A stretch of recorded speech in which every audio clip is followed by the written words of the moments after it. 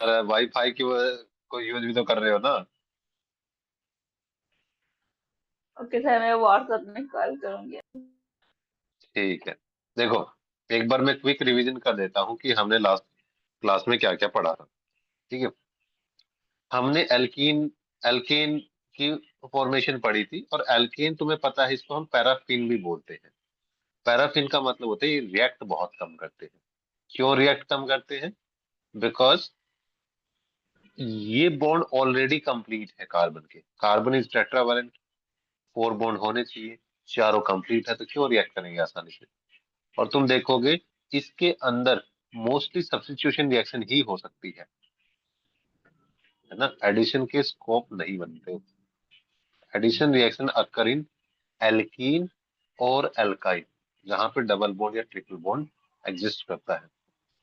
Otherwise alkene में mostly तुम substitution reaction ही देखोगे।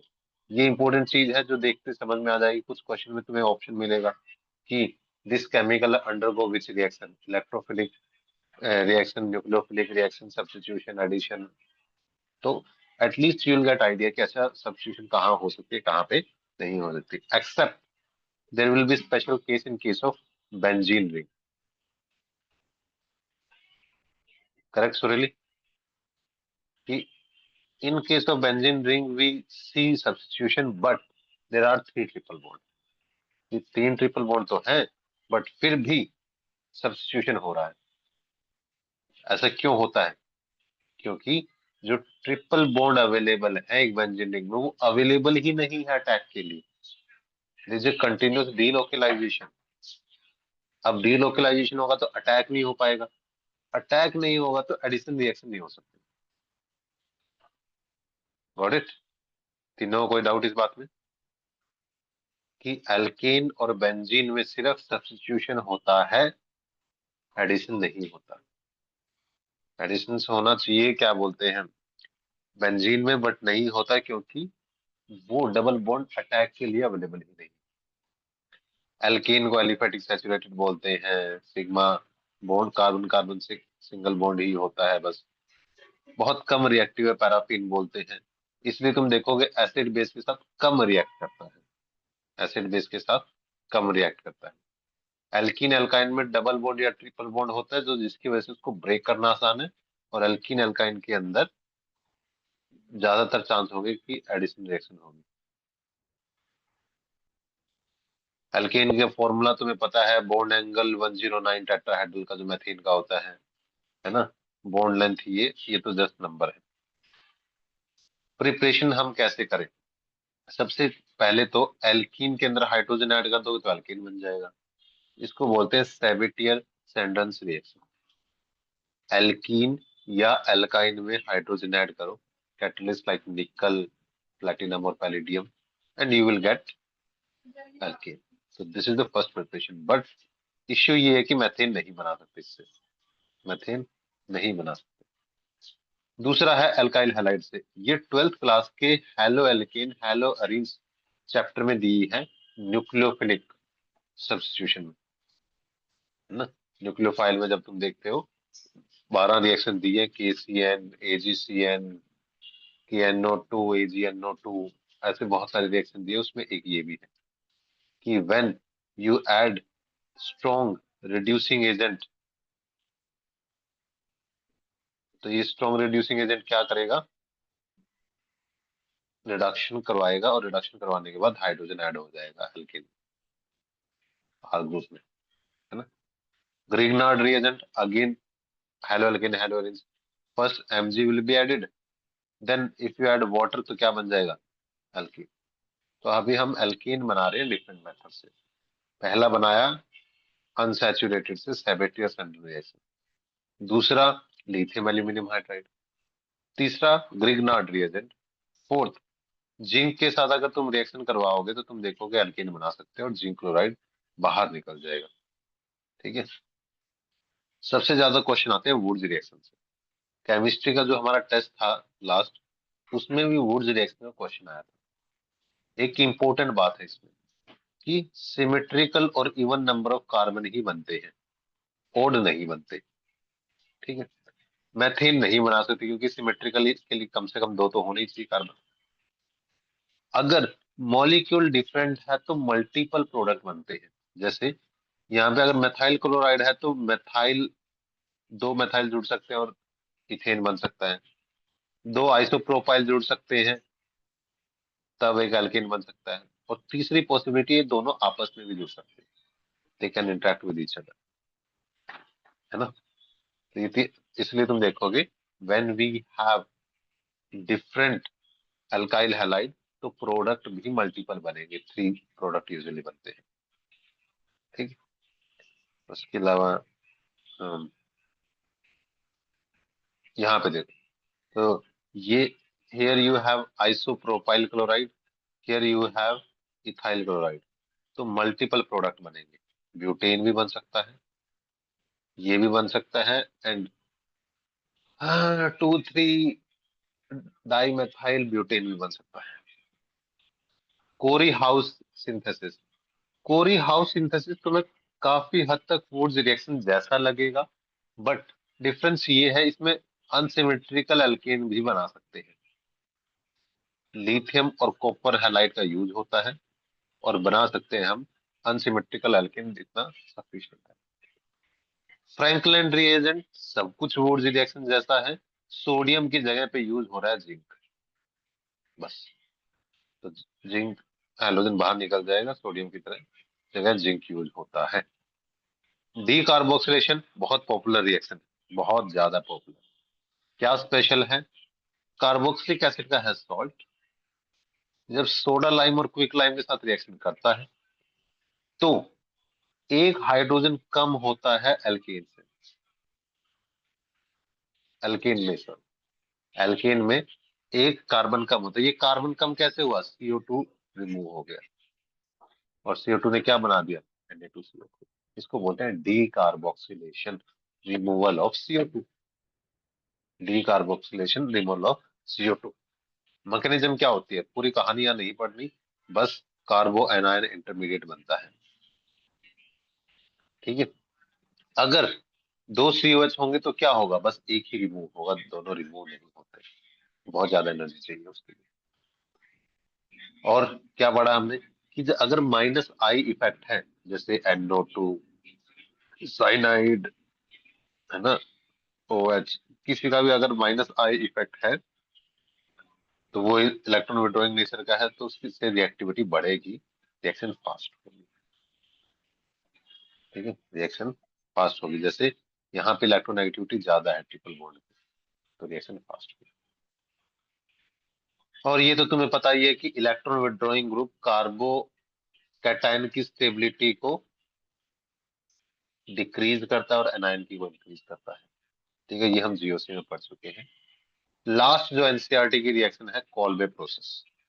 क्या हो, ये इसमें से भी क्वेश्चन आया था हमारे टेस्ट में, कि जब कॉल्बे प्रोसेस होती है तो इलेक्ट्रोलिसिस होगा, इलेक्ट्रिसिटी की प्रेजेंस में ये ब्रेक डाउन होगा। एनोड के ऊपर पॉजिटिव चार्ज होता है तो नेगेटिव मॉलिक्यूल जाएगा, और कैथोड के ऊपर नेगेटिव चार्ज होता है तो पॉजिटिव मॉलिक्यूल जाएगा, सोडियम।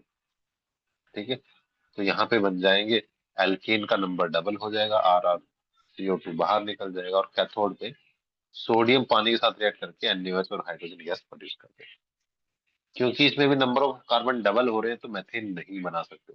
शायद ऐसा ही क्वेश्चन था केमिस्ट्री में, किस मेथड में मेथेन नहीं बना सकते या बना सकते। ठीक है। एरोमेटिक एसिड, जब हम बात करते हैं बेंजीन रिंग के साथ कार्बोक्सिलिक एसिड होगा तो वो कोलब्रुक रिएक्शन शो नहीं करता, बॉन्ड को तोड़ना मुश्किल होता है। और यहाँ पे मैकेनिज्म होती है फ्री रेडिकल। यही इस बात की समरी है। अब जल्दी से मुझे इस समरी लिख के तीनों लोग भेजो अभी। ये पूरी समरी है एल्केन प्रिपरेशन की,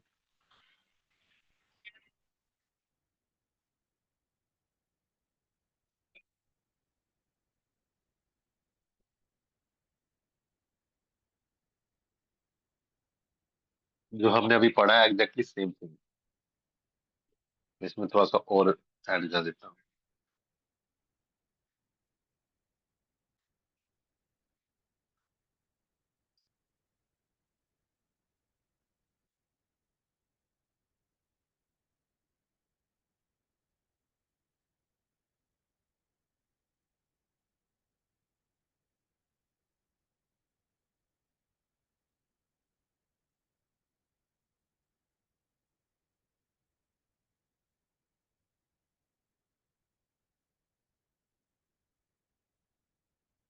ये नहीं, अल्काइल हैलाइड ईथर।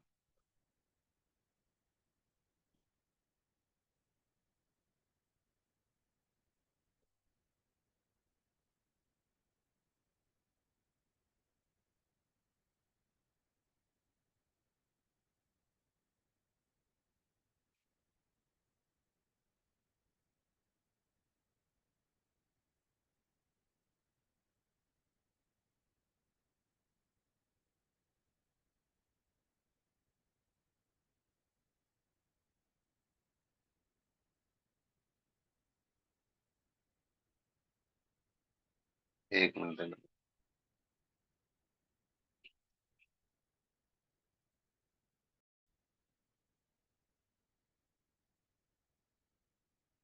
हाँ, तो आगे स्टार्ट करते हैं हम। आज की डेट क्या है? 6 नवंबर।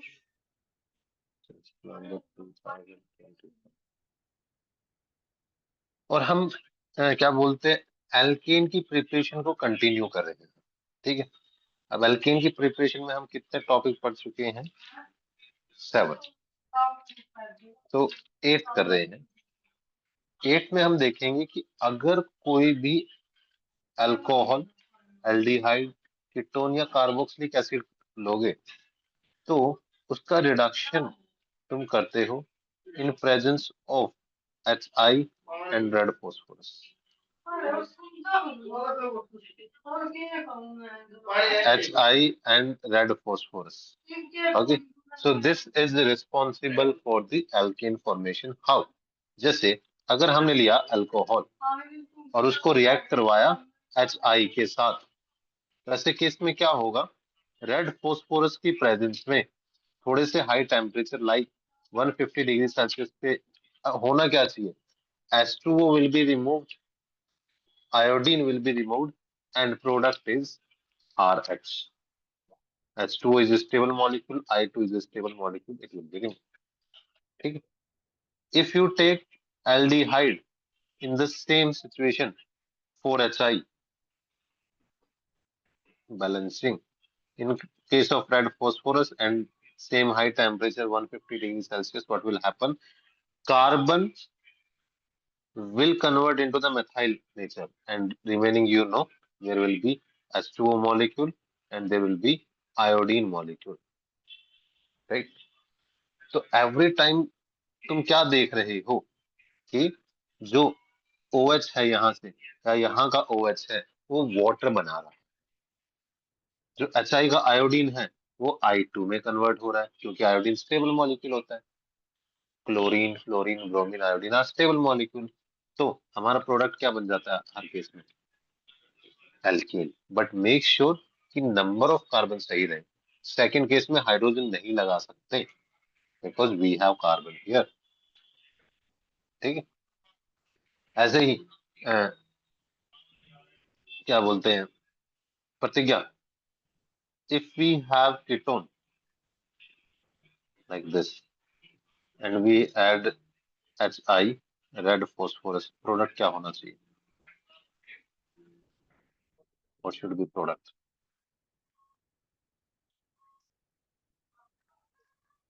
पता नहीं, सी एच बताइए। थ्री ही होगा। हम्म CH3 ही होगा क्या? CH2R, because this molecule will undergo reduction, क्योंकि हाइड्रोजन ऐड हो रहा है, ऑक्सीजन रिमूव हो जाएगा और वहां पे हाइड्रोजन ऐड हो जाएंगे दो। एज सिंपल एज दैट ना। लास्ट, सुरीली, if we have RC double bond OH react with HI in presence of red phosphorus and 150 degrees Celsius temperature, what should be the product? Propane. R group is there.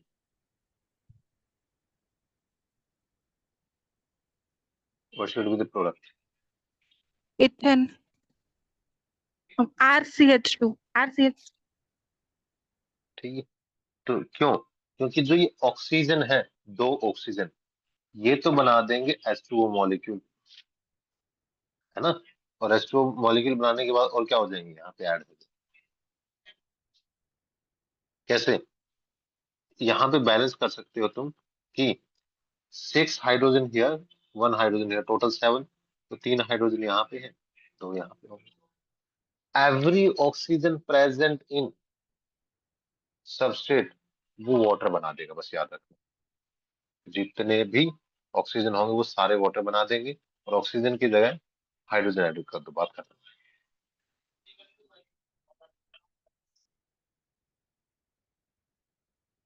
Anvita, according to halo alkane haloarenes, जब iodine produce होती है तो उसमें problem क्या है? तो वो react कर जाता है ना, क्या बोलता है, एल्केन के साथ ही वापस ऐसा हाँ, कुछ। कई बार ऐसा होता है कि if you take any alkane and iodine can react because highly reactive gas and it can be reversible, तो होगा क्या, यहाँ पे एल्काइल हैलाइड बन जाएगा और फिर से HI बन सकता है। ठीक है, इस प्रॉब्लम को सॉल्व करने के लिए हम क्या कर रहे हैं, फॉस्फोरस तभी तो ऐड कर रहे हैं। जब हम इसमें फॉस्फोरस ऐड करेंगे तो जो आयोडीन निकली है हर रिएक्शन में वो क्या बना देगी, PI3, और बैक रिएक्शन नहीं होगी। Make sense? तो ये GOC ही है एक वर्जन में कि ठीक है हमें एल्केन बनाना है HI एंड रेड फॉस्फोरस का यूज करके। कोई पूछे कि रेड फॉस्फोरस चाहिए क्यों, बिकॉज आयोडीन जो प्रोड्यूस हुआ है वो बहुत रिएक्टिव है, वो एल्केन के साथ रिएक्ट करेगा और फिर से अल्काइल हैलाइड बना देगा। ये प्रॉब्लम है। सॉल्यूशन क्या है, जब रेड फॉस्फोरस हमने ऐड किया तो प्रॉपर इरिवर्सिबल रिएक्शन हुई और PI3 बन गया, वो अलग हो गया, और हमें हमारा प्रोडक्ट एल्केन मिल गया हर केस में। कोई डाउट?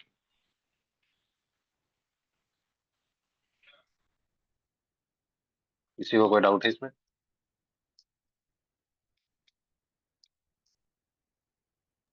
नो। तो नेक्स्ट, सुरीली प्रतिज्ञा, हाँ बरिंदर, क्लेमेंसन रिडक्शन मेथड क्या होता है? 12th क्लास में दिया हुआ है, बोर्ड में करके आए होगे अच्छे से। क्लेमेंसन रिडक्शन मेथड,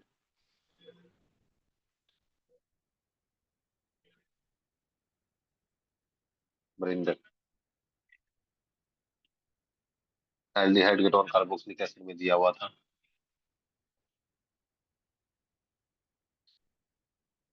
याद है बरिंदर? नो सर, याद नहीं है। अन्विता? हाँ सर, क्या मुझे सुनाई नहीं दिया, आपने क्या पूछा? क्लेमेंसन रिडक्शन में क्या होता है? एक सेकंड, क्लेमेंसन में सर ZnHg यूज करते हैं, इतना याद है। हाँ, HCl के ZnHg, साथ। जिंक अमलगम यूज करते हैं, किसके साथ? HCl concentrate. कंसंट्रेटेड HCl के साथ। ठीक है, HCl के साथ होगा। इसमें क्या रिडक्शन हो रहा है, तो हाइड्रोजन ऐड होंगे, और हाइड्रोजन ऐड होने के बाद क्या बनेगा?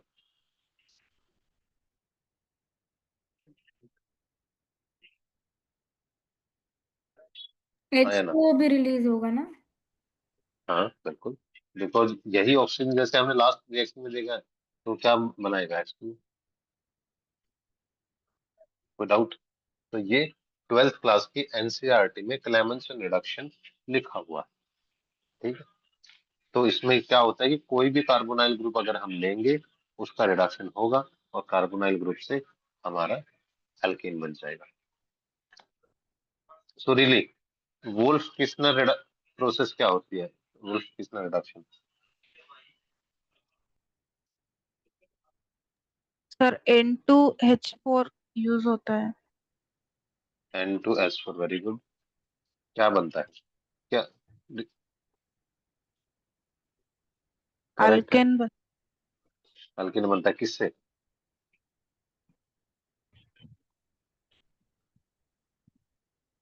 कार्बोनाइल ग्रुप से। वो एल्डिहाइड हो सकता है, वो कीटोन हो सकता है। जब ये दो NH2 मॉलिक्यूल N2H4 के साथ रिएक्शन कर, तो सबसे पहले तो क्या हो जाएगा, एक H2 बाहर निकलेगा, है ना? इसको मैं ऐसे भी लिख सकता हूँ और आसान बनाने के लिए। कि ये NH2, ये NH2, तो पानी तो सबसे स्टेबल मॉलिक्यूल है। ऑर्गेनिक में ये चीज याद रखना, कहीं पे भी पॉसिबिलिटी हो, समझ में नहीं आ रहा है, H2O, सॉल्ट या फिर CO2 जैसे मॉलिक्यूल बहुत आसानी से बाहर निकल जाते हैं। ठीक है, H2O, CO2 और एनी स्टेबल सॉल्ट बाहर निकल जाते हैं। अमोनिया, नाइट्रोजन गैस, ये सारे स्टेबल मॉलिक्यूल हैं, इनके निकलने के चांस बहुत ज्यादा रहते हैं। जब ये होगा तो सबसे पहले तो क्या बनेगा, हाइड्राजोन। हाइड्रोजन क्यों बोलते हैं सूर्य इसको?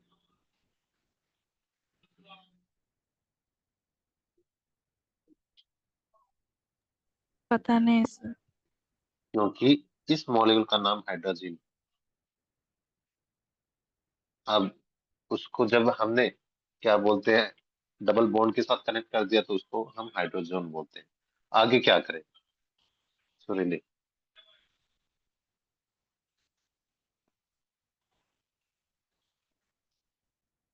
क्या इससे काम हो जाएगा? क्या ये फाइनल प्रोडक्ट है? नहीं सर। तो आगे क्या किया जाए?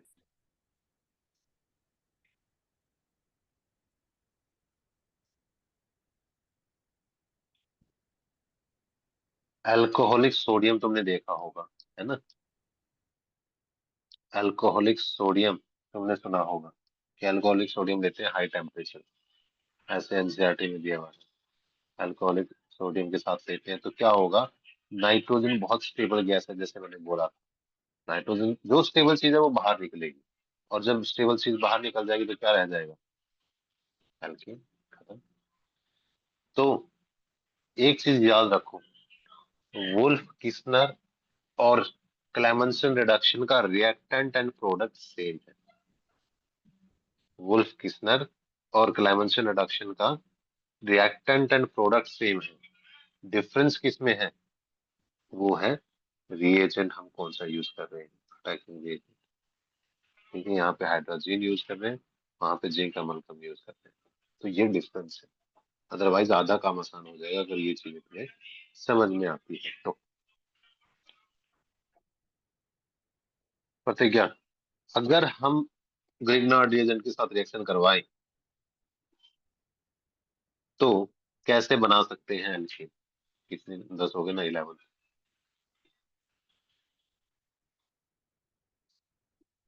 ग्रिग्नार्ड रिएजेंट से कैसे एल्कीन बना सकते हैं? आज ही की है हमने रिवीजन में।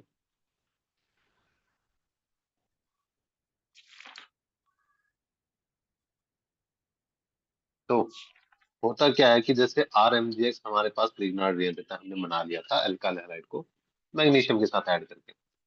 अगर ये रिएक्ट करेगा वाटर के साथ, तुम देखोगे वाटर के साथ रिएक्ट करेगा तो एल्कीन ही बनाएगा, या जो भी मॉलिक्यूल में वाटर निकलने की पॉसिबिलिटी है, ये क्या होगा, ये बाहर निकल जाएगा और प्रोडक्ट क्या बनेगा, alkene. Alkene plus MgX OH बाहर निकल जाएगा। अब मुझे ये बताओ, क्या बोलते हैं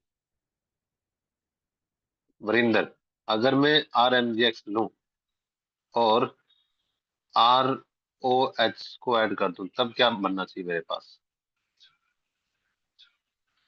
RR।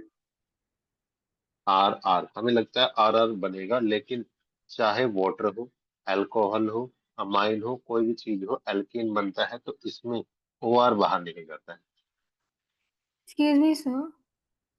यस अनिता, सर मैं 5 मिनट में आऊँ, मुझे ठीक है, पढ़ना है।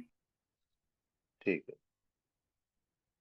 तो अगर ऐसी सिचुएशन होगी तो गाइस तो क्या बनेगा, एल्कीन बनेगा एंड MgX OR बाहर निकलेगा। अब मुझे बताओ सुरीली कि अगर मैं RMgX लूं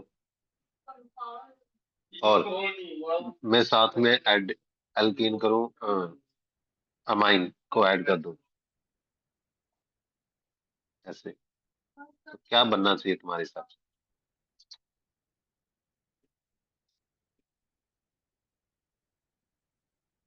तो रिले सर RNH2। RNS2।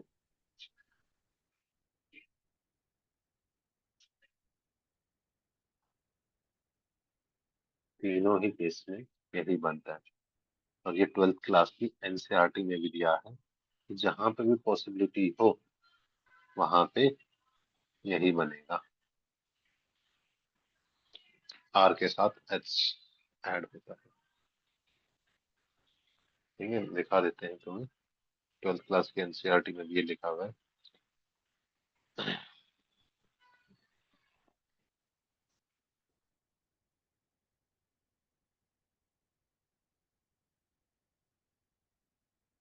और टू एल्केन,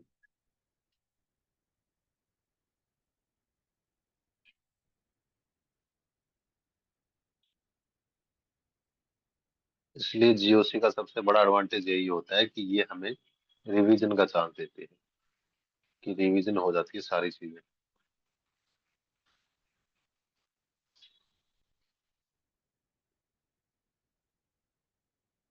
ग्रिग्नार्ड रिएजेंट है। और इसमें क्या लिखा हुआ है, ध्यान से पढ़ोगे। Grignard reagent is highly reactive, ऊपर से स्टार्ट करो। Grignard reagent is highly reactive, reacts with any source of proton and give hydrocarbon। आगे लिखा हुआ है चाहे पानी डोनेट करेगी, even if you have alcohol और amine, water, alcohol and amine are sufficiently acidic to convert them into hydrocarbon. क्या इसी लाइन को हमने कवर नहीं किया एनसीईआरटी की, कि if you take water, alcohol और amine, product will be same, alkene with one hydrogen। Understood? Yes, sir. Why? What is the reason why every time we are getting same thing? Because both water, alcohol, and amine, all three can produce H positive ion. They are acidic in nature. Though amine is not acidic in nature, but it can produce H positive ion in the presence of Grignard reagent. Okay. Usually amine is basic, but it can produce H positive ion in presence of Grignard reagent. Got it? So what will happen? In Grignard reagent, R is negative, hydrogen is positive. Positive will react with negative and stable molecule.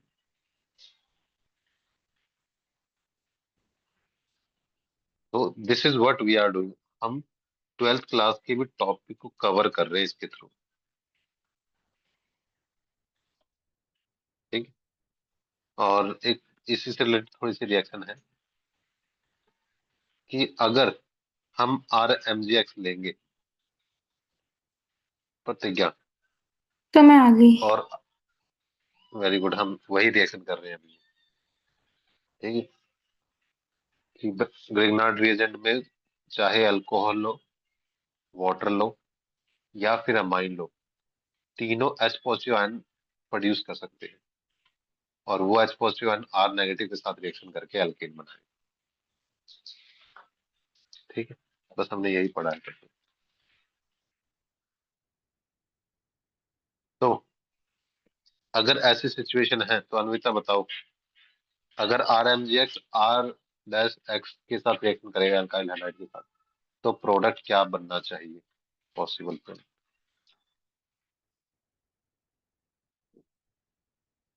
अगर are dash alkyl halide अगर Grignard reagent के साथ reaction करेगा तो क्या बनना चाहिए? तो अल्काइल ग्रुप्स जुड़ जाएंगे, R R plus M G हाँ, एक्स, जो भी है 2 टाइम्स आएगा। एग्जैक्टली, MgX2 यही प्रोडक्ट बन सकता है। तो यहाँ पे हम अगर एल्केन का नंबर बढ़ाना है तो इस मेथड का यूज कर सकते हैं, तो मतलब खत्म हो जाता है। अब एक क्वेश्चन लिखो, और क्वेश्चन को नोटबुक में लिखना है। ये क्वेश्चन फिर बाद में मुझे सेंड करनी है। क्वेश्चन है कि हमारे पास है phenyl OH, ClNH2, CH3COH and HCl। ये चार हमारे पास मॉलिक्यूल है, phenol, then amine, then acetic acid, then hydrochloric acid. इनमें से कौन सा एल्केन नहीं देगा आरएनएच के साथ? Which of the following will not give alkane with RNase?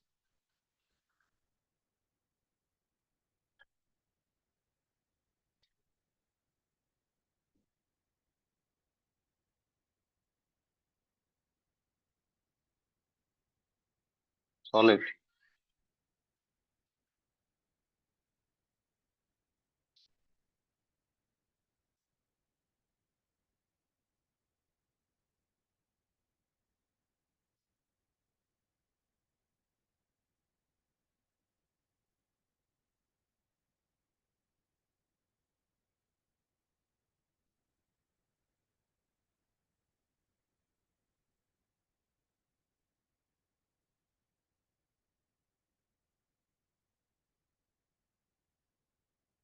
What is the answer?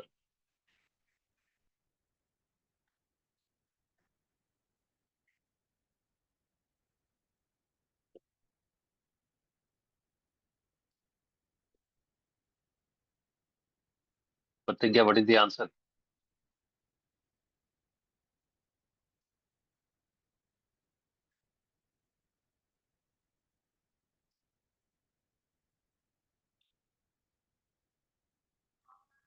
Second. Pratigya.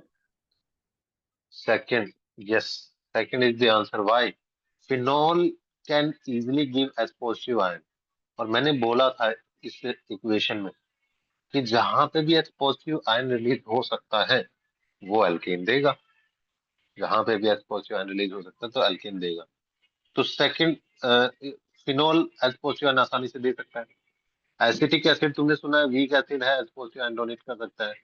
HCl तो बहुत ही स्ट्रॉन्ग एसिड है तो प्रोड्यूस कर सकता है। तो एक ही ऑप्शन बचता है।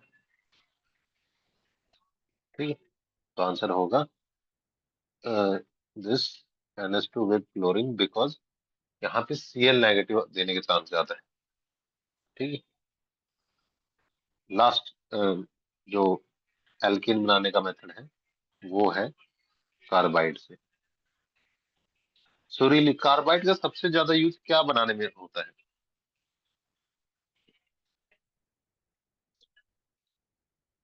सुरीली कार्बाइड का सबसे ज्यादा यूज कौन सा कंपाउंड बनाने में होता है? Very popular it is.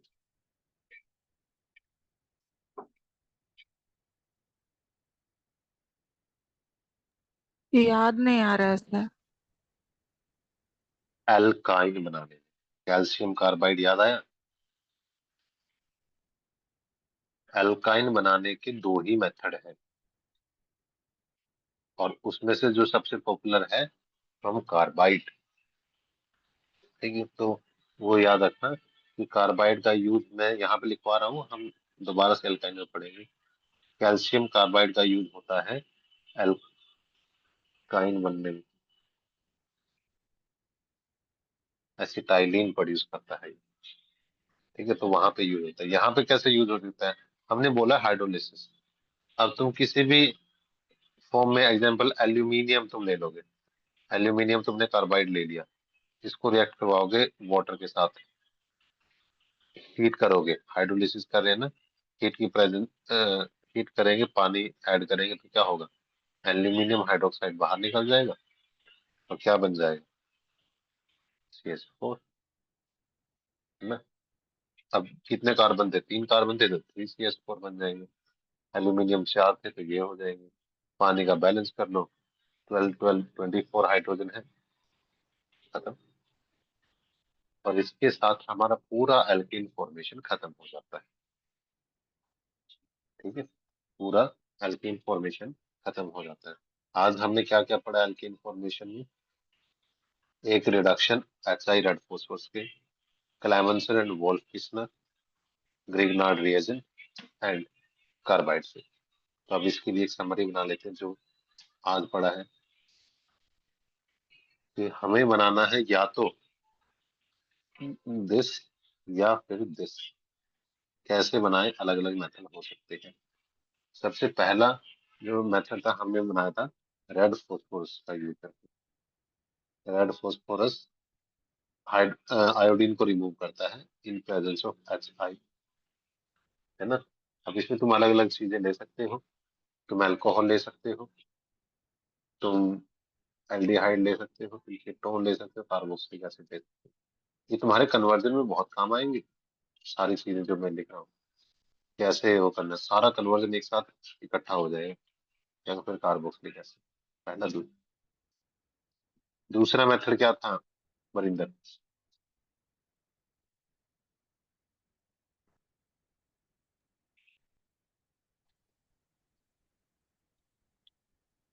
सब एक एक मेथड याद रखो, 4 लोगों 4 मेथड बचे हैं।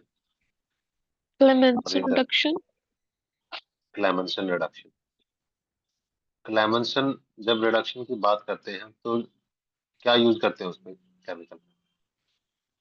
जिंक, अमलगम, ठीक है। तो हमारे HCl. पास, हाँ, साथ में HCl। Very good. Next Anvita, next reaction क्या थी?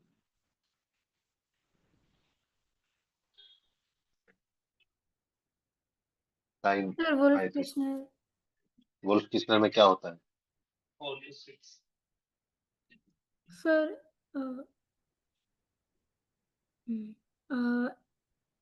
NH2 वाला ना? NH2 NH2 NH2 हाँ। हाइड्रोजन वाला। हम्म, उसके अलावा और क्या यूज होगा? OH। Alcoholic sodium.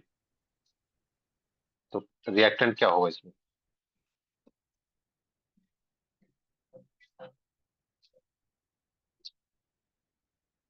Carbon dioxide. Next Grignard reagent में क्या होगा प्रतिज्ञा? नेक्स्ट मेथड बताओ ग्रिग्नार्ड रिएजेंट। RNGX वाटर के साथ रिमूव करेगा हाँ और तो प्रोडक्ट अल्केन बनेगा और MgX बनेगा। हाँ, और क्या क्या अटैकिंग रिएजेंट हो सकते हैं?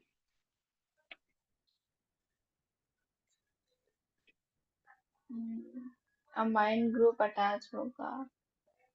अमाइन हो सकता है, अल्कोहल हो सकता है, वाटर हो सकता है, उससे ये बनता है। लास्ट क्या था सुनील?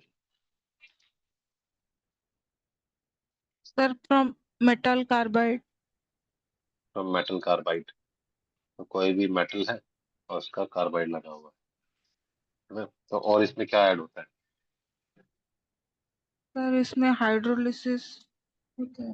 हाइड्रोलिसिस करके हीट कर देंगे, ठीक है, मेटल कार्बाइड से product only and only methane बनेगा, ये याद रखना। ओनली मेथेन इज प्रोड्यूस, कोई और ऑप्शन है ही नहीं, क्योंकि कार्बाइड ऐसे ही प्रोड्यूस करता है। जैसे अगर तुम अल्काइन में देखोगे तो सिर्फ एसिटाइलिन ही प्रोड्यूस कर सकते हैं कार्बाइड, कुछ और नहीं, ठीक है। जितने भी कार्बाइड लगाओ पीछे, वो हर एक कार्बन मेथेन बनाता है। अब जल्दी से इसकी समरी बना के मुझे भेज दो तुरंत। सर थोड़ा ऊपर करेंगे। हाँ, एक मिनट पहले तो मैं मेटल कार्बाइड लिखूँ।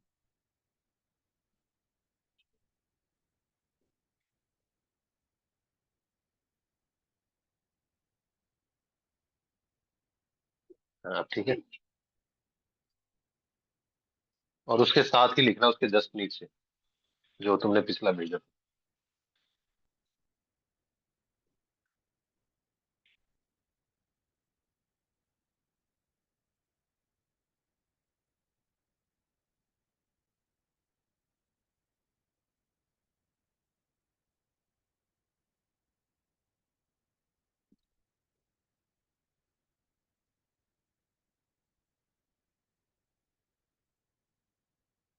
हम्म,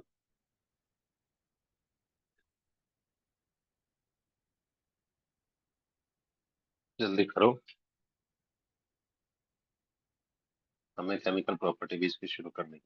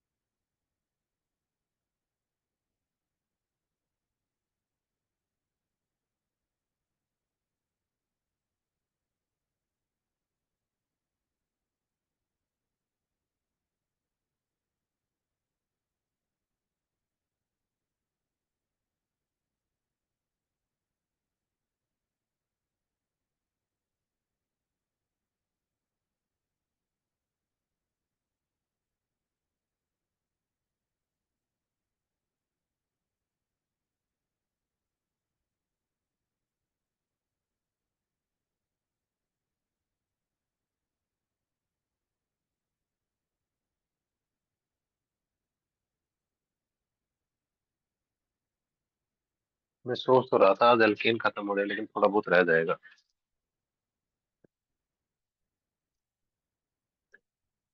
एल्काइन बहुत कम है, एल्काइन एरोमेटिक।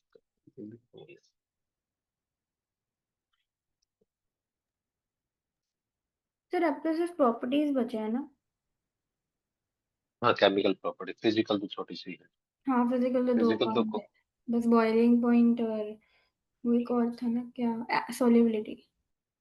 तो सबने भेज दिया है। वेरी गुड, आगे बढ़ते हैं और स्टार्ट करते हैं फिजिकल प्रॉपर्टी। फिजिकल प्रॉपर्टी कुछ ऐसी चीज है जो तुम्हें ऑलरेडी आती है, इसलिए मैं इस पॉइंट पे थोड़ा सा ज्यादा टाइम नहीं लगाऊंगा, लेकिन काम के जो हाँ क्वेश्चन हो सकते हैं वो उस पर बात करेंगे। फिजिकल प्रॉपर्टी जो हमें दिख रही है, क्वेश्चन भी कम आते हैं। फिजिकल प्रॉपर्टी में melting point, boiling point, solubility में थोड़े से ज्यादा क्वेश्चन बनते हैं। ठीक है, जैसे तुम देखो तो कि अगर तुम कार्बन बढ़ाओगे तो वो थोड़ा सा हार्ड होता जाएगा, है ना। जैसे C1 से लेके C4 तक तुम्हें ज्यादा गैस मिलेंगी, C5 से लेके C17 तक लिक्विड होंगे, और उससे ऊपर C18 से ज्यादा वैक्सी सॉलिड होंगे। अब ये बस बेसिक प्रॉपर्टी है, इससे ज्यादा क्वेश्चन आते नहीं, इसलिए मैंने टाइम लगाया भी नहीं। ठीक है, दूसरी बात आती है डेंसिटी। डेंसिटी तुम्हें पता होता है मास बाई वॉल्यूम। अब मास बढ़ेगा तो डेंसिटी बढ़ेगी, और ब्रांचिंग बढ़ेगी तो डेंसिटी कम होगी। तो डेंसिटी को मैं डी से लिख रहा हूँ। तो डेंसिटी इंक्रीज होती है अगर मास बढ़ता है, ठीक है, और डेंसिटी डिक्रीज होती है अगर वॉल्यूम बढ़ता है। वॉल्यूम कैसे पता करें, यहाँ पे ब्रांचिंग। अगर ज्यादा ब्रांचिंग होगी तो वॉल्यूम ज्यादा होगा और डेंसिटी कम होगी। ठीक है, ब्रांचिंग का ही रोल है। उसके बाद तीसरे नंबर पे आता है इसमें सोल्यूबिलिटी। वैसे तो तुम्हें पता है कि जो एल्कीन है वो non polar compound, non polar compound है तो पानी में नहीं घुलते, पानी से तो लाइट ही होते हैं सारे नॉन पोलर कंपाउंड, तो सोल्यूबिलिटी तो कम ही होती। ठीक है, बट जैसे कार्बन बढ़ाते जाओगे तो सोल्यूबिलिटी एस ले देता हूँ, सोल्यूबिलिटी डिक्रीज होगी जैसे ही तुम मास इंक्रीज करते जाओगे, नंबर ऑफ कार्बन इंक्रीज करते जाओगे, तो सोल्यूबिलिटी डिक्रीज होगी। ठीक है, नेक्स्ट आता है सबसे इंपॉर्टेंट बॉइलिंग पॉइंट, और ये बॉइलिंग पॉइंट वाला पॉइंट सारे चैप्टर में सेम ही रहता है। हमारे पास टोटल मान सकते हैं 6-7 चैप्टर हैं ऑर्गेनिक के, सब में बॉइलिंग पॉइंट आता ही है, और सब में मैं आगे नहीं बताऊंगा, यहीं पे बता रहा हूँ थोड़ा सा 2 मिनट लेके, कि बॉइलिंग पॉइंट इंक्रीज होगा अगर मास ज्यादा होगा तो, और बॉइलिंग पॉइंट इंक्रीज होगा तो ब्रांचिंग कम होनी चाहिए, क्योंकि अगर ब्रांचिंग बढ़ाओगे तो बॉइलिंग पॉइंट कम हो जाएगा। ठीक है, क्यों? क्योंकि अगर तुम देखते हो कि मास बढ़ता है तो सरफेस एरिया ज्यादा होने की वजह से भी बॉइलिंग पॉइंट बढ़ता है। जैसे ब्रांचिंग जब कम होती है ना, तो सरफेस एरिया कम होता है। जब ब्रांचिंग कम होती है तो सरफेस एरिया कम होता है। ठीक है, जब सरफेस एरिया बढ़ेगा तो बॉइलिंग पॉइंट भी इंक्रीज होगा। करेक्ट? तो बॉइलिंग पॉइंट पे बहुत क्वेश्चन आते हैं, इसलिए इस बात का स्पेशल ध्यान रखना कि ब्रांचिंग बढ़ाने से बॉइलिंग पॉइंट कम होता है और मास बढ़ने से बढ़ता है। तो डेंसिटी वाला हिसाब है कुछ कुछ। ठीक है, और मेल्टिंग पॉइंट की बात करें तो मेल्टिंग पॉइंट का अगर तुम देखोगे, ये है वो इवन नंबर ऑफ कार्बन है, तो इवन नंबर ऑफ कार्बन का मेल्टिंग पॉइंट नॉर्मली थोड़ा सा ज्यादा होता है, और जो ओड नंबर ऑफ कार्बन है उसका मेल्टिंग पॉइंट कम होता है। एक और चीज, अगर सिमेट्री ज्यादा होगी, जैसे तुम सिस और ट्रांस में देखते हो, ट्रांस में सिमेट्री ज्यादा होती है तो मेल्टिंग पॉइंट भी बढ़ता है, क्योंकि पैकिंग अच्छी है ना। ट्रांस वाला, सिस और ट्रांस में से ट्रांस का मेल्टिंग पॉइंट ज्यादा होता है। ठीक है, अब इसमें से मैं तुम्हें एक चीज दिखा देता हूँ जो बहुत ज्यादा पूछ जाती है, और तुम्हें एनसीईआरटी से करनी है ये चीज। मैंने एक बच्चे को हाइड्रोकार्बन करवाया था, उसका नेक्स्ट डे एग्जाम था। पूरा हाइड्रोकार्बन 1.5 घंटे में खत्म किया। पूरा हाइड्रोकार्बन 1 घंटे में खत्म हो गया था। 1 घंटे हमने क्वेश्चन के लिए 2 घंटे लगे total। लेकिन तुम्हें हम उस हिसाब से कर रहे हैं कि चीजें थोड़ी सी चलो कम आती होंगी। 11th केमिस्ट्री,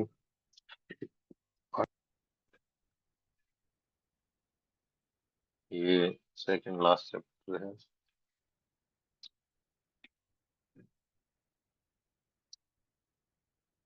4 या 5 टाइम ओके रहे, ओके रहे। अरे ये क्या है, ये खोल दिया मैंने। ये सब्जेक्ट अलग खुल गया क्या? ये केमिस्ट्री ओपन करना था, हाइड्रोकार्बन। अरे रुक रुक, 1 मिनट। Hotspot, hotspot. अरे जावा का तो एकदम नेटवर्क में जावा है।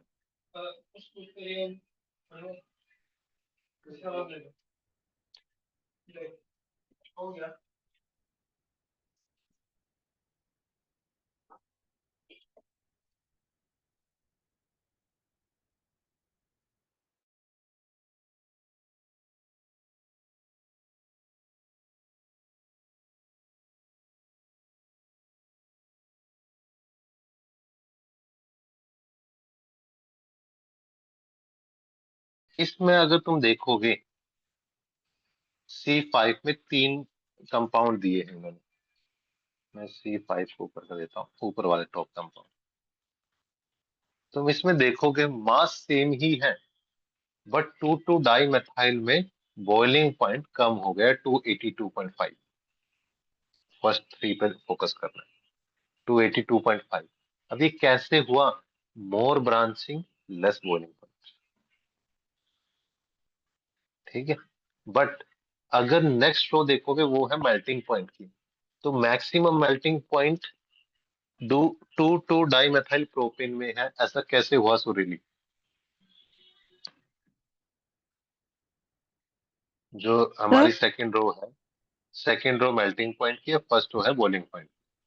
अगर फर्स्ट कार्बन के पेंटेन के ये 5 कंपाउंड, 3 कंपाउंड ले हम, pentane, 2 methyl butane and 2,2 di methyl propane, तो 2,2 डाई मेथाइल प्रोपेन में मेल्टिंग पॉइंट हाई है 256.4। वाई?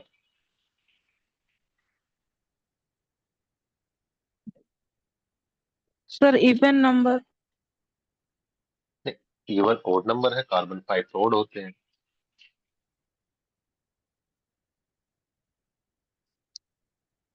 सिमेट्री, सिमेट्री बहुत अच्छी है यहाँ पे, बहुत अच्छी सिमेट्री। और ये जेई का क्वेश्चन है। ठीक है, कैसे सिमेट्री यहाँ भी इतनी अच्छी है? अगर तुम देखोगे कि ये 5 कार्बन का नॉर्मल पेंटेन है, सेकंड 2 मेथाइल ब्यूटेन है, और third,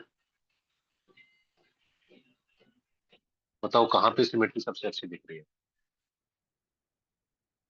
equal symmetry. Last, last में।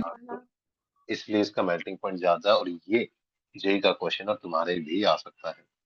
लोग बॉइलिंग पॉइंट पे ज्यादा फोकस करते हैं और वो मेल्टिंग पॉइंट को भूल जाते हैं। तो अगर तुम्हें कंपेयर करना हो कि 1, 2 और 3 में से किसका ज्यादा होगा, तो मैक्सिमम 3 का होगा मेल्टिंग पॉइंट, फिर 1 का, और फिर 2 का। यही जेई ने पूछा था, और यहाँ पे बात हो रही है मेल्टिंग पॉइंट। ठीक है, दूसरा इसने सरफेस एरिया के बारे में बात की है ऊपर, कि देखो एक इंटरेस्टिंग ऑब्जर्वेशन है कि नहीं नहीं, यहाँ पे बॉइलिंग पॉइंट डिफर करता है कि जैसे बॉइलिंग पॉइंट इंक्रीज होगा तो मॉलिक्यूलर मास भी इंक्रीज होना चाहिए। ऐसा क्यों होता है? क्योंकि जैसे ही मास बढ़ाओगे van der Waals of force of attraction भी इंक्रीज होगा। तो साइज भी इंक्रीज होगा, सरफेस एरिया भी इंक्रीज होगा। तो सरफेस एरिया इंक्रीज होने से बॉइलिंग पॉइंट इंक्रीज होता है। ठीक है, जब तुम ब्रांचिंग करते हो तो सरफेस एरिया डिक्रीज होता है। समझे? कोई डाउट? कोई डाउट? यहाँ पे क्या था सरफेस एरिया, इसको मैंने ब्रांचिंग के हिसाब से लिखा था, तो यहाँ पे लिख देना ये इंक्रीज है, वरना कंफ्यूज हो जाओगे।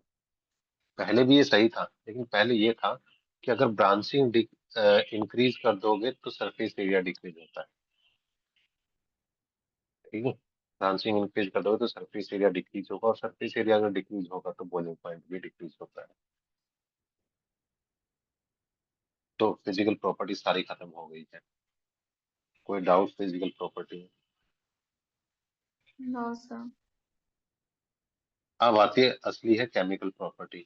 बहुत इंपॉर्टेंट है केमिकल प्रॉपर्टी, और बहुत सारे क्वेश्चन आते हैं केमिकल प्रॉपर्टी से। ठीक है, और पहली केमिकल प्रॉपर्टी बहुत फेमस भी है, वो है ऑक्सीडेशन। अनिता, ऑक्सीडेशन का मतलब क्या होता है? जनरली ना सर, हाँ, मतलब हाँ वही addition of oxygen, removal of hydrogen. हाँ, तो यहाँ पे भी वी आर डूइंग ऑक्सीडेशन, तो ऑक्सीजन को ऐड करेंगे या हाइड्रोजन को रिमूव करेंगे? तो फर्स्ट है ऑक्सीडेशन। नॉर्मली ऑक्सीडेशन कैसे करते हैं? ऑक्सीजन को ऐड करते हैं। ऑक्सीजन ऐड मतलब कोई भी हमने हाइड्रोकार्बन लेंगे, हाइड्रोकार्बन में ऑक्सीजन ऐड करेंगे, तो CO2 H2 और हीट निकल जाएगी, और ये नॉर्मली एक एक्सोथर्मिक रिएक्शन होती है। एक्सोथर्मिक है इसलिए हम इसको फ्यूल की फॉर्म में यूज करते हैं। ठीक है, जैसे अगर हम CnH2n+2 कोई भी अल्केन लेंगे और उसमें ऐड करेंगे ऑक्सीजन, तो उससे क्या बनेगा? जितने कार्बन होते हैं उतने ही CO2 बन जाएंगे, H2O बन जाएंगे, और साथ में अच्छी खासी हीट भी निकलेगी। ठीक है, और वो जो हीट होगी वो नेगेटिव में होगी। इसका मतलब ये रिलीज करेगा। इसलिए तो हम पेट्रोल डीजल को यूज करते हैं। क्यों? जब उसको ऑक्सीजन की प्रेजेंस में बर्न करेंगे ना पेट्रोल को, तो वो एनर्जी देगा। उस एनर्जी से हमारा इंजन मूव करेगा, हमारी बाइक मूव करेगी। समझिए? अब तुम्हें एक आइडिया हो जाएगा। अगर तुम यहाँ पे कैलकुलेट करने बैठोगे ना, तो तुम्हें कॉम्प्लिकेटेड लगेगा कि सर इसको कैसे याद करें। याद नहीं करना है।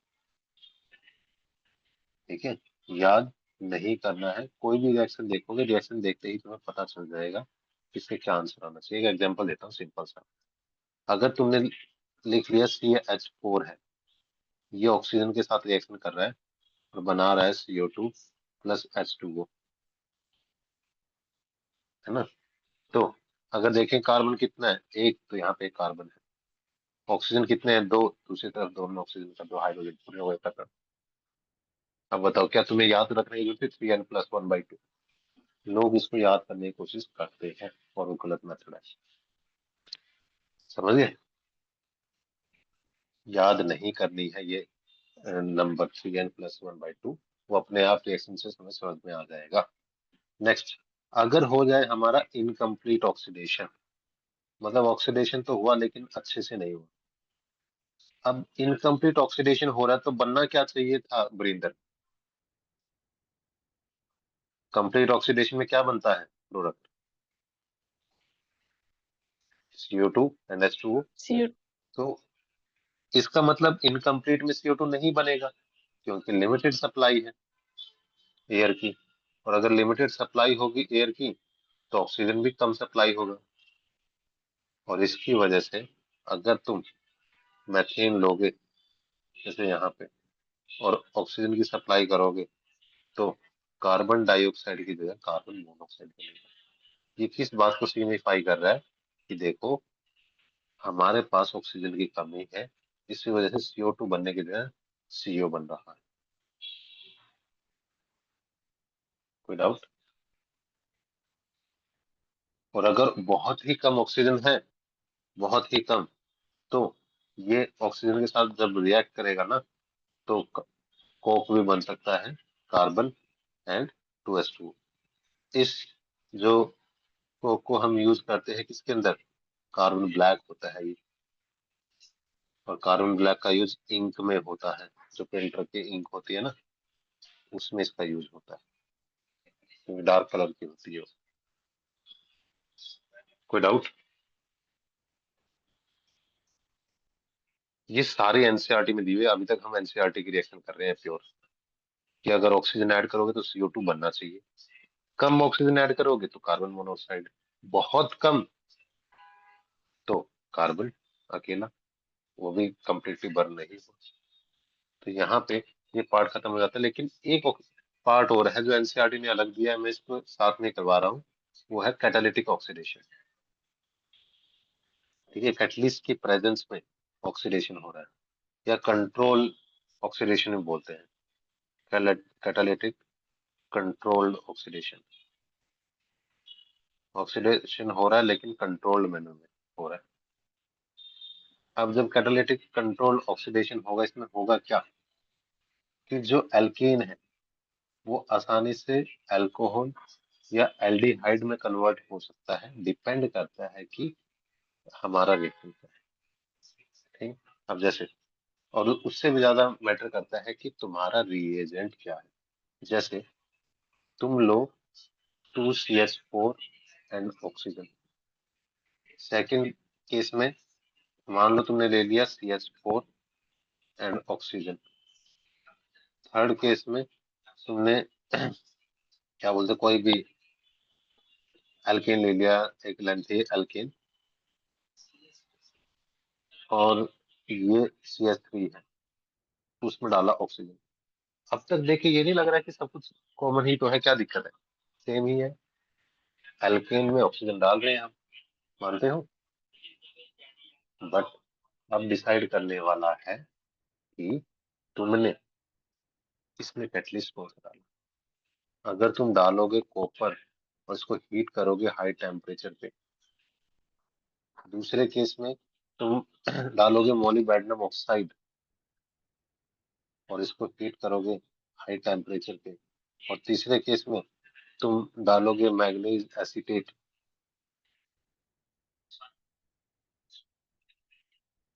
अब इसमें तीनों चीजें हाई टेम्परेचर पे हो रही है, तो हमने कैटलिस्ट अलग अलग डाले हैं, जिसकी वजह से प्रोडक्ट अलग अलग बनेगा। पहले वाला कंट्रोल मैनर में हो रहा है तो ये बनेगा अल्कोहल, दूसरे में ऑक्सीडेशन ज्यादा क्योंकि ऑक्सीजन भी ज्यादा तुम्हें दिख रहे हैं तो ये बनेगा एल्डिहाइड, और तीसरे केस में एसीटेट यूज हो रहा है तो एसीटेट से क्या बनना चाहिए था, एसिटिक एसिड, सॉरी नहीं कार्बोक्सिलिक एसिड, जरूरी नहीं है एसिटिक एसिड कोई भी हो सकता है। समझ रहे हो आप, जितने ज्यादा तुम ऑक्सीजन बढ़ाते गए तो ऑक्सीडेशन भी बढ़ता गया। सिंपल कॉपर में अल्कोहल, ज्यादा ऑक्सीजन डाली एल्डिहाइड, तो अगर एसीटेट डाला तो उसमें तो तुम्हें पता ही है कि कार्बोक्सिलिक एसिड बनना ही चाहिए, है ना। एक लास्ट रिएक्शन है कि अगर मान लो तुम ये लेते हो, ट्रिपल मैथेन ग्रुप जुड़े हुए हैं नॉर्मल हाइड्रोजन, और यहाँ पे तुमने KMnO4 के साथ ऑक्सीडेशन करवा दिया, तो सुरीली बनना क्या चाहिए था यहाँ पे लॉजिकली,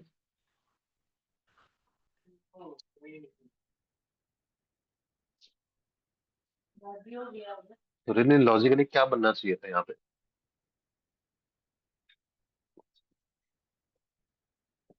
कार्बोक्सिलिक एसिड।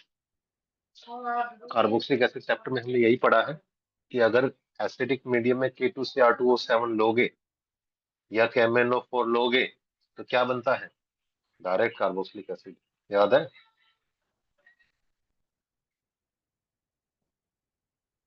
सबको याद है ये कार्बोक्सिलिक एसिड की प्रिपरेशन जब हम कर रहे थे कि अगर KMnO4 या K2CR2O7 लेंगे तो बहुत ज्यादा ऑक्सीडेशन होगा और बन जाएगा कार्बोक्सिलिक एसिड, याद आया सबको, सुरीली। जी सर। बट यहाँ पे नहीं बनेगा। ऐसा बताओ क्यों है अन्विता? बनना तो चाहिए लेकिन बनेगा नहीं, ऐसा क्यों? क्या पाप किया इसने?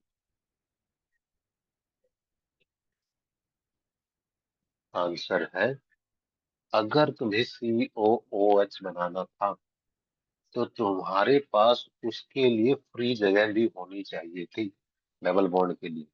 अब तुमने पहली ऑक्यूपाई करवा दी इतने सारे CH3 से, इतने सारे CH3 से, तो चेंज क्या करोगे? बस यही बॉन्ड है जो हाइड्रोजन थोड़ा बहुत रिप्लेस हो सकता है, फोर्थ वाला।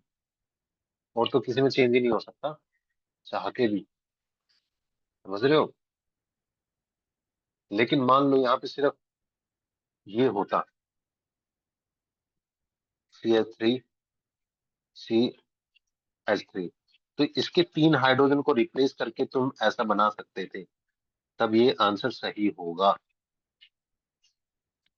ठीक है, तब ये आंसर सही होगा कि MnO4 का यूज करते, लेकिन यहाँ पे जगह ही नहीं है। और जगह ही नहीं है तो क्या ही बन सकता है? सिर्फ और सिर्फ अल्कोहल ही बन सकता है। एनसीईआरटी ने ये रिएक्शन दी है। जब तुम नीट में लॉजिकल इसको सोल्व करोगे ना, तुम्हें लगेगा आंसर तो COH होना चाहिए, और ऑप्शन में दिया भी होगा, बट हो ही नहीं सकता, जगह ही नहीं। बताओ हाँ या ना?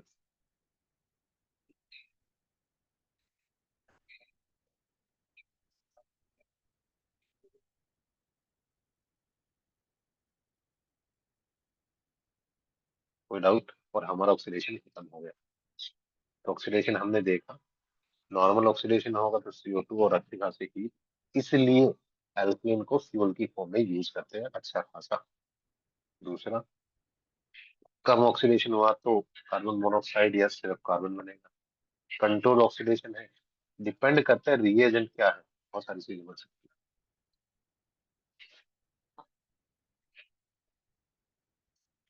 बताओ कैसा लग रहा है मित्रों? सर केमिस्ट्री में इतना एक्सेप्शन क्यों रहता है? एक्सेप्शन, लेकिन लॉजिकल भी तो है एक्सेप्शन। ऐसा नॉर्मली। देखो, एक्सेप्शन कहाँ पे नहीं रहता है, मुझे इंसानों में तो सबसे केमिस्ट्री ज्यादा में ज्यादा एक्सेप्शन आता होते है। हैं,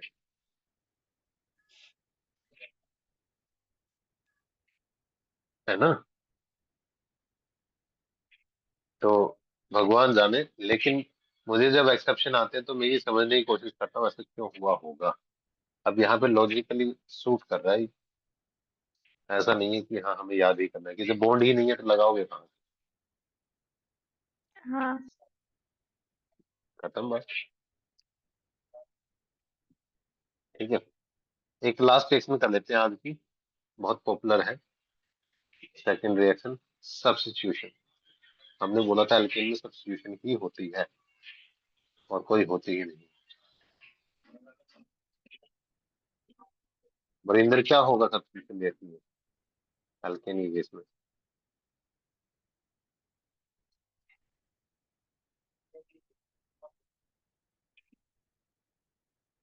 वरिंदर, यहाँ पे होती है फ्री रेडिकल मैकेनिज्म, बहुत पॉपुलर है, नीट में क्वेश्चन आ चुके हैं, एनसीईआरटी में भी दी हुई है डायरेक्टली। फ्री रेडिकल मैकेनिज्म होती है, फ्री रेडिकल मैकेनिज्म से क्वेश्चन आए थे। मजे की बात तो ये हो, फ्री रेडिकल मैकेनिज्म से ही क्वेश्चन आए थे। और यहाँ पे मोस्टली हम बात करते हैं हैलोजिनेशन, मतलब इसमें हम हैलोजन ऐड करेंगे। लेकिन ये रिएक्शन उतनी एफिशिएंट नहीं है। जैसे तुमने लिया एल्केन, इसमें अगर तुम हैलोजन ऐड करोगे तो क्या हो जाएगा? CH3X बन जाना चाहिए और HX बाहर आ जाना चाहिए। अब ये डिपेंड करता है कि कौन सा हैलोजन दिया हुआ है। अन्विता, रिएक्टिविटी के हिसाब से सबसे ज्यादा रिएक्टिव हैलोजन कौन सा होता है? फ्लोरीन। क्लोरीन बहुत बहुत ज्यादा रिएक्टिव होता है, बहुत ज्यादा वोलेंट होता है। क्लोरीन सबसे ज्यादा रिएक्टिव, फिर क्लोरीन, फिर ब्रोमीन, और फिर आयोडीन। ये भी एनसीईआरटी ने मेंशन किया है। ठीक। हैलोजन का रिएक्टिविटी ऑर्डर यही होता है कि फ्लोरीन आसानी से रिएक्ट कर रहे हैं। प्रतिज्ञा, अगर तुम प्राइमरी सेकेंडरी और टर्शरी कार्बन लोगे तो कौन सा सबसे ज्यादा रिएक्टिव होता है?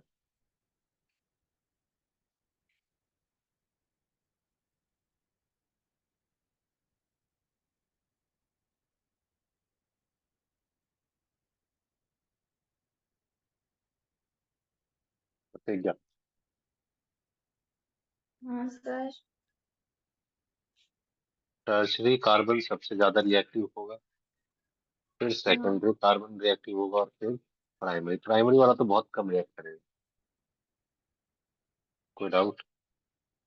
जैसे टर्शरी कार्बोकेटाइन सबसे ज्यादा रिएक्टिव होता है, इजिली रिएक्ट कर जाता है ना? अब मान लो हम फ्लोरीन ले, तो फ्लोरीन में दिक्कत क्या है? क्या बोलते हैं सुरीले, फ्लोरीन के साथ इसकी रिएक्शन करवा दे तो क्या दिक्कत है? सर अगर फ्लोरीन के साथ हम रिएक्शन करवा दें तो दिक्कत क्या आ सकती है एल्केन की?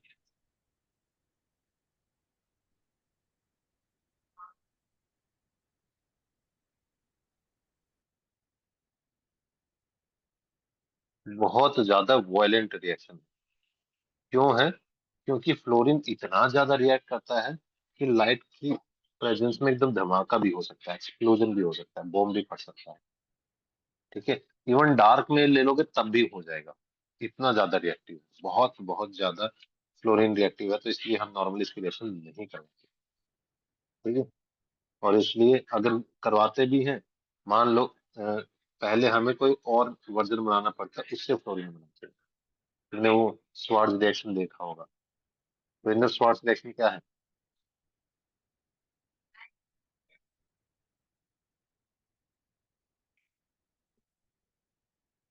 Vanern Swarts reaction,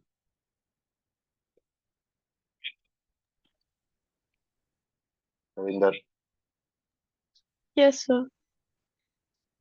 Swarts reaction.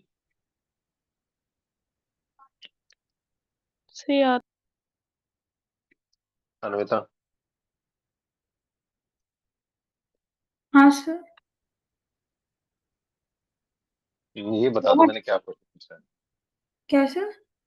क्या क्वेश्चन पूछा है? थॉट रिएक्शन ना? हाँ, अ, वो फ्लोरीन जिससे बनता है वो वाला है, राइट? AgF3 वगैरह डालते हैं, HgF2। करेक्ट। जब हम कोई अल्काइल हैलाइड लेते हैं और उसमें मरकरी क्लोराइड हम डालते हैं तो तुम देखोगे कि उसमें क्लोराइड ग्रुप ऐड हो जाएगा। तो ये थोड़ी सी बेटर रिएक्शन, ठीक है, ये थोड़ी सी बेटर रिएक्शन है कि दूसरे हैलोजन को रिप्लेस कर दो। लेकिन सीधा फ्लोरिनेशन करवाओगे तो बहुत ही धमाका हो जाएगा, डार्क में भी हो जाएगा। ठीक है, अगर क्लोरीन में तुम देखोगे, क्लोरीनेशन करने की कोशिश करोगे, जो कि हमारे एनसीईआरटी ने भी दिया है, इस क्लोरीनेशन में होगा क्या कि मैथेन है, क्लोरीन डाला तो बनेगा मैथाइल क्लोराइड, फिर क्लोरीन डाला बनेगा CH2Cl2, फिर क्लोरीन डाला फिर बनेगा CHCl3, और फिर क्लोरीन डाला CCl4। ऐसे क्लोरीन डालते जाओगे और क्लोरीन ऐड होता जाएगा। ठीक है, अब सुरीली मुझे ये बताओ, अगर तुम्हें सिर्फ मोनोक्लोरिनेशन चाहिए तो क्या करना चाहोगी तुम इसमें चेंज? लॉजिकली तुम्हें 4 क्लोरीन चाहिए ही नहीं, कार्बन के साथ एक ही चाहिए, तो क्या करोगे?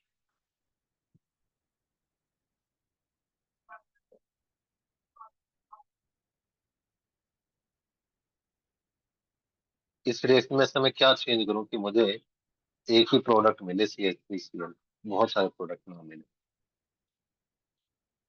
वैसे तुम्हें पता है कि ये रिएक्शन उतनी फील्ड के हिसाब से अच्छी नहीं होती क्योंकि मल्टीपल प्रोडक्ट बनते हैं। बट अगर मान लो मुझे ये रिएक्शन चाहिए कि मुझे तो चाहिए बस एक ही क्लोरीन जुड़ जाए, ज्यादा नहीं, क्या करो सुरीली?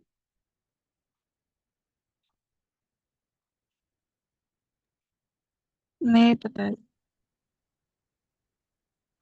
मैं इसमें ज्यादा मैथेन डाल दूंगा, ठीक है, क्योंकि अगर ज्यादा क्लोरीन डालोगे तो मल्टी क्लोरीनेशन हो जाएगी, बहुत सारे क्लोरीन ऐड हो जाएंगे।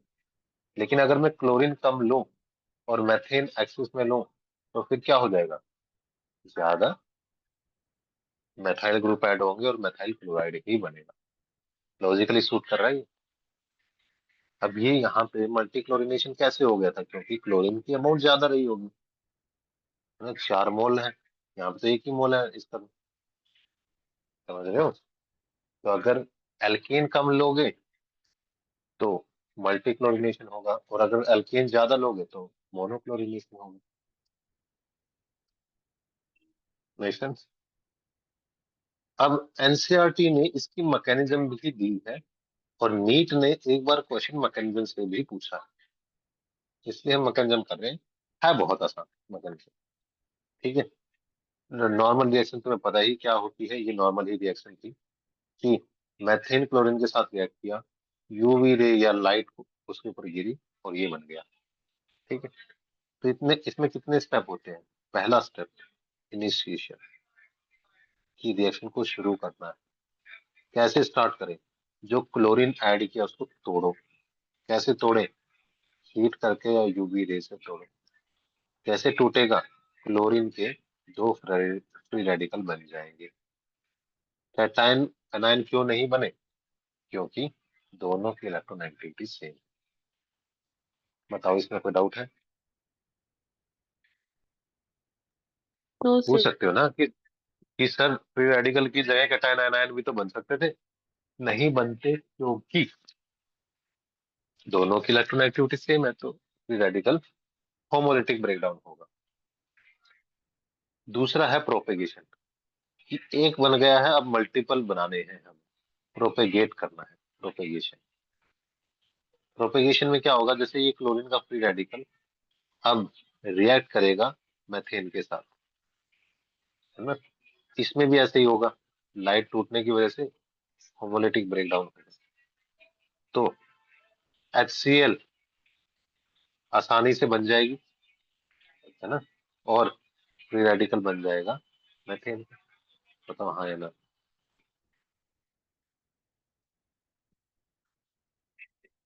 करेक्ट, HCl और मैथाइल ग्रुप अलग हो जाएगा। अब ऐसा भी हो सकता है कि जो ये मैथाइल का फ्री रेडिकल है ये दूसरे क्लोरीन के साथ रिएक्ट कर जाए, अगर क्लोरीन बहुत ज्यादा है तो। और इसमें क्या होगा, फिर से इसके फ्री रेडिकल बनेंगे, तो CH3Cl भी बन सकता है और क्लोरीन फ्री रेडिकल फिर से बाहर आ सकता है, ये भी पॉसिबिलिटी है। अब हम यहाँ पे पॉसिबिलिटी की बात करते हैं, ये नहीं कह सकते कि सिर्फ और सिर्फ यही होगा, कोई और चीज नहीं हो सकती। अब चेन तो चलती रहेगी, कभी खत्म होने नहीं वाली है, हमें खत्म करनी है। खत्म करने के लिए क्या होंगे, अगर क्लोरीन के 2 फ्री रेडिकल हैं तो वो Cl2 बना सकते हैं। अगर मैथाइल का फ्री रेडिकल है और क्लोरीन का फ्री रेडिकल है तो मैथाइल क्लोराइड भी बना सकते हैं। अगर 2 मैथाइल के फ्री रेडिकल हैं तो इथेन भी बना सकते हैं। बताओ हाँ या ना।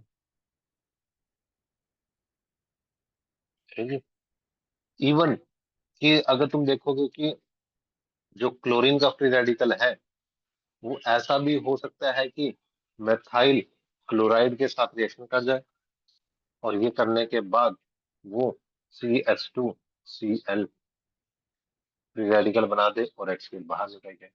ये भी तो पॉसिबिलिटी है। याद रखना, ऑर्गेनिक केमिस्ट्री तुम कोई भी टॉपिक पढ़ रहे हो ना तो पॉसिबिलिटी की बात करते हो, कभी ये नहीं बोलते कि यही चीज होगी 100%। जैसे मार्कोनिकॉव रूल तुम पढ़ते हो, तुमने बोला कि एक मेजर प्रोडक्ट है एक माइनर प्रोडक्ट है, ऐसा नहीं है कि एक ही प्रोडक्ट होगा, सारे बनेंगे, परसेंटेज का हिसाब है कि कौन ज्यादा बने। कोई डाउट। No. हाँ, अब ऐसा भी हो सकता है कि मान लो ये फ्री रेडिकल है, CH2Cl फ्री रेडिकल है, ये हो सकता है किसी क्लोरीन फ्री रेडिकल के साथ काम कर जाए और बना दे CH2Cl2, ये भी तो पॉसिबिलिटी है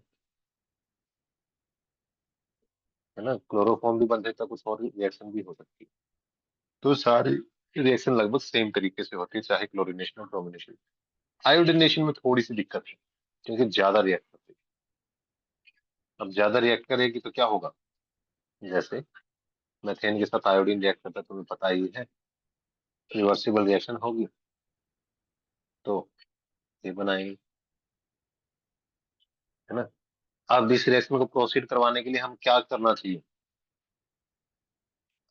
कौन बताएगा? अन्विता। ये रिवर्सिबल रिएक्शन है, तुमने बनाने की कोशिश की अल्काइल हैलाइड, फिर से अल्केन बन गया, तो इसको रोकने के लिए तुम क्या करोगे?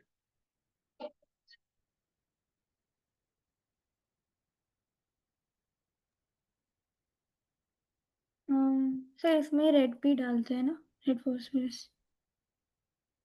रेड फोस्फोरस तो क्या बोलते हैं, आयोडीन को रिमूव करता है ना। आयोडीन को तुम रिमूव कर दोगे तो रिएक्टेंट और भी ज्यादा बन जाएगा, वो तो बिल्कुल ही अच्छा नहीं है। प्रतिज्ञा। क्या क्वेश्चन क्या क्वेश्चन? क्वेश्चन ये है कि ये रिएक्शन रिवर्सिबल हो रही है, इसका मतलब अगर तुम एल्काइल, मतलब ये आइडोमेथिन बनाने की कोशिश कर भी रहे हो, तो ऐसा भी तो हो सकता है वो वापिस से अल्केन बन जाएगा। सर तो वो इसको रोकने ऑक्सीडाइजिंग के लिए, एजेंट वाला है क्या, ये वाला? हाँ, नहीं, इसमें क्या करना चाहिए कि सिर्फ अल्काइल हैलाइड ही बने, हाँ, हाइड्रोमेथिन नहीं, ऑक्सीडाइजिंग एजेंट डालेंगे ना हम। हाँ, तो उससे ठीक क्या है। होगा? वेट, आपका क्वेश्चन ये है कि CH3I नहीं बनाना हमें, लाइक सिर्फ बनाना है, CH3। CH3I ही बनाना है। हाँ, तो फिर हम लाइक कोई भी ऑक्सीडाइजिंग एजेंट आई थिंक डालते हैं ना, HNO3 टाइप। तो उससे क्या होगा फेनोथिल डालने से? उससे आई थिंक एक्स्ट्रा आई होता है वो, लाइक जैसे वो HI निकल गया, राइट? हाँ, नहीं, सेपरेट हो जाता है, आई थिंक ऐसा ही कुछ था, याद नहीं पूरा। ओके, तो रियली क्या करना चाहिए? ली चैटर्लियर प्रिंसिपल क्या कहता है सुरीली?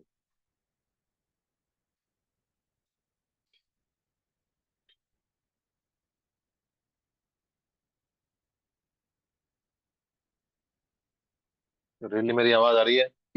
Yes sir. हाँ, ली चैटर्लियर प्रिंसिपल क्या कहता है?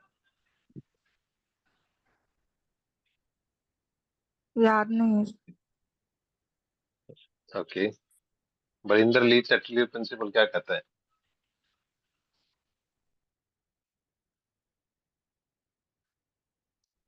ये ली चैटर्लियर प्रिंसिपल ये बात कहता है कि अगर तुम प्रोडक्ट को रिमूव कर दोगे एक रिवर्सिबल रिएक्शन में, तो प्रोडक्ट की कमी हो गई, प्रोडक्ट की कमी हो गई है, तो रिएक्शन चाहेगी कि ज्यादा प्रोडक्ट बन जाए।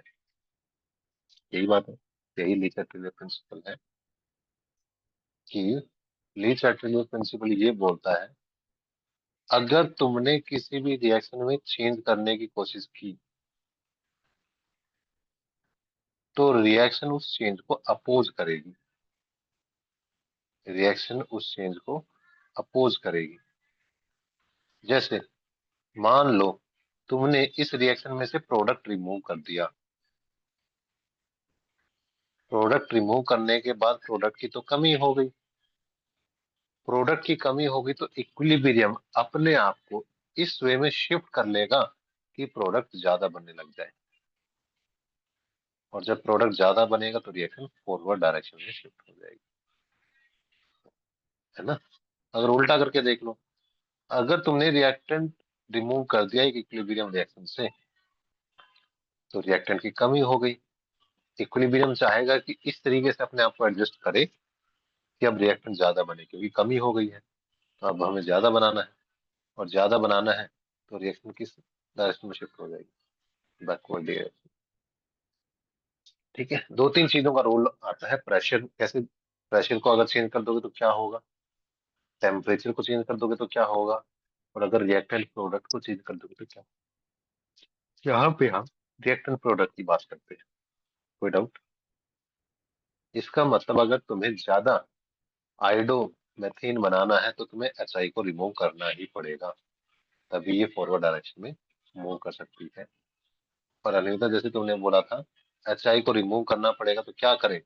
HI को किसी ऑक्सीडाइजिंग एजेंट से रिएक्शन करवा देंगे, जैसे HiO3। अब क्या हो जाएगा? इसकी वजह से आयोडीन बन जाएगा, मतलब प्रोडक्ट की कमी होगी या HI की कमी होगी तो ज्यादा प्रोडक्ट बनेगा। ठीक है, इससे क्या बनेगा? ज्यादा प्रोडक्ट।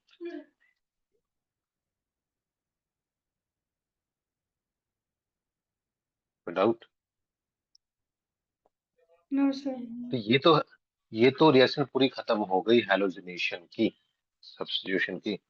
अब इसमें ये भी बात है कि तुम्हें कई बार अगर टर्मिनेट करना हो ना रिएक्शन को, कि बहुत हो गई है अब मुझे खत्म करनी है, ये रिएक्शन बढ़ती जा रही है बार बार, तो टर्मिनेटर के लिए तुम ऑक्सीजन का भी यूज कर सकते हो, क्योंकि ऑक्सीजन यहाँ पे इनहिबिटर का काम करती है और रिएक्शन को रोकती है, टर्मिनेट करती है, क्योंकि ऑक्सीजन फ्री रेडिकल के साथ काम करेगी, लेस रिएक्टिव पर ऑक्सी मॉलिक्यूल बना देगी, जो आगे प्रोपेगेट नहीं करने देता।